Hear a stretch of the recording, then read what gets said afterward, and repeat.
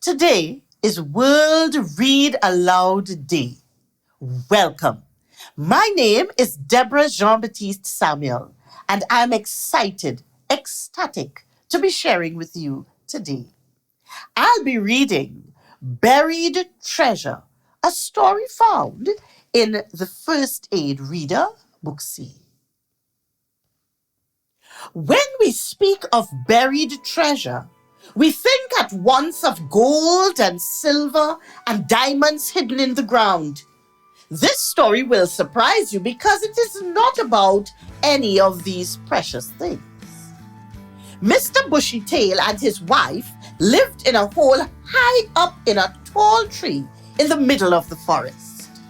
They were such a happy little couple and had just set up house that spring. Now it was autumn, and they were gathering together all the store of nuts they had been collecting for days.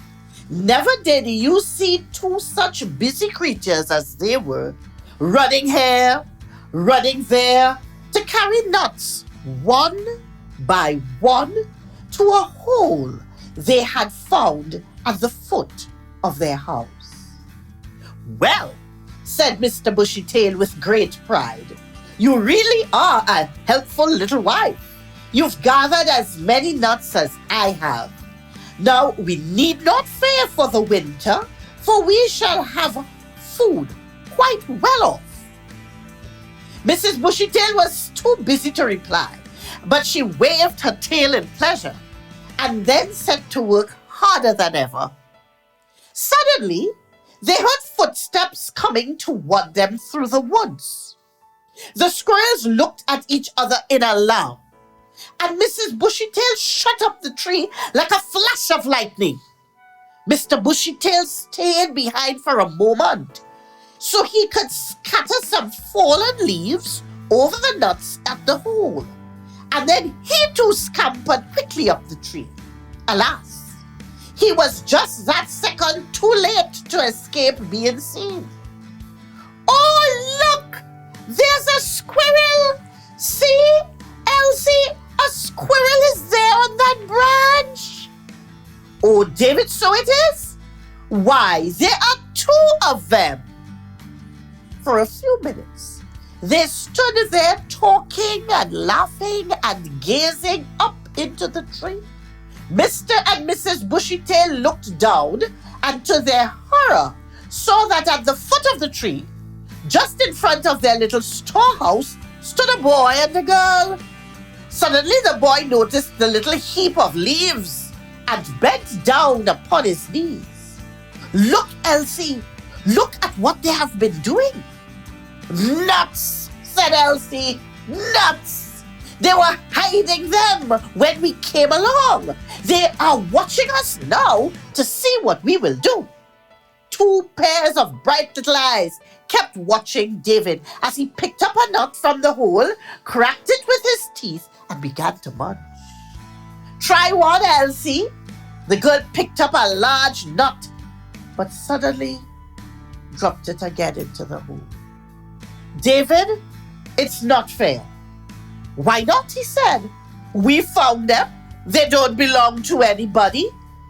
"Yes, they do. They belong to the squirrels." "But squirrels are not people." "No, David. The squirrels have worked hard to gather these nuts, and it is their winter store. They are winter sleepers and may starve to death if they cannot get food during the cold months. Think of what we should feel like if we lived in a hut in a wood and some great giant came along and stole all the food we had stored for the winter." David dropped the second nut he was holding. He looked a bit ashamed. "It does seem rather mean," he said. "I didn't think of it like that." "I'll tell you what we'll do," said Elsie. "Let's cover the nuts with the leaves again and hide behind a tree, and we'll see what happens." "Right," replied David.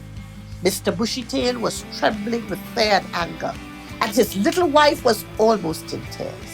To their astonishment, David and Elsie suddenly covered over the nuts with the leaves again and walked away. How they scampered down the trunk of that tree, these squirrels, with soft little noises of delight, finishing the task of burying their treasure. From their hiding place, David and Elsie watched and were glad. "I'm so pleased we did not rob their little bank," said David. "Yes, so am I," replied Elsie. "They are safe now.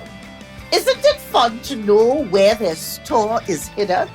We can come and watch them digging up the nuts again." But although they came back several times during the winter, they never saw those two squirrels dig up their treasure again. Here's the reason. Shortly after David and Elsie had gone home, Mr. Bushytail said to his wife, "These two giants will come back to annoy us again. I'm sure of it. We must move to another tree tonight. There is no time like the present."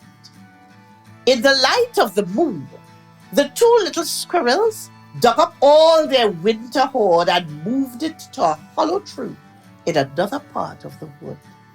"There," said Mr. Bushytail, "we have finished the job at last. Now we are safe. We can enjoy long sleeps, and when we wake up now and then, our food will be fine and handy."